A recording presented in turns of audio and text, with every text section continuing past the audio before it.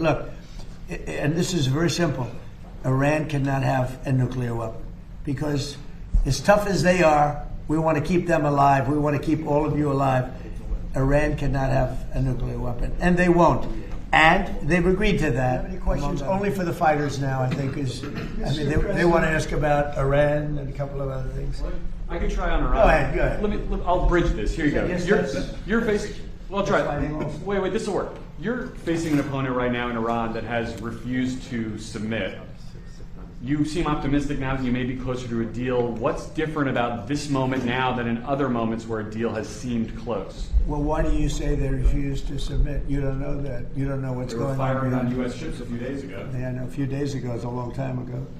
You know, in the world of war, a few days ago. No, they want to make a deal badly, and we'll see if we get there. If we get there, they can't have nuclear weapons. You know, it's very simple. But what's not to submit? So they had a Navy with 159 ships, and now every ship is blown to pieces and lying at the bottom of the water.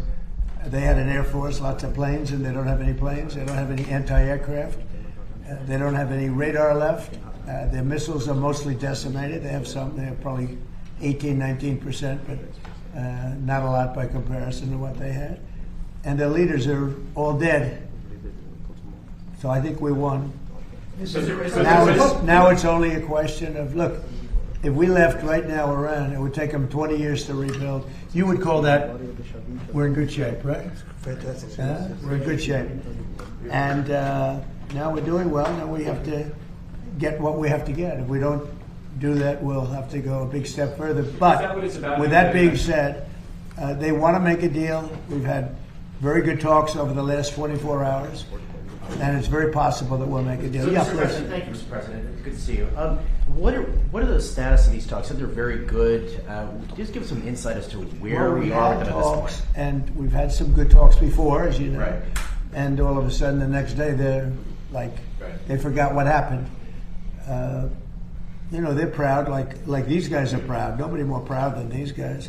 Sometimes they fight on pride because, you know, they're injured, they're hurt. No matter how great you are, you get hit by somebody else that looks like them. It's very tough, but they have great pride. These people have great pride. The others do too. Enemies have great pride. We went into Venezuela.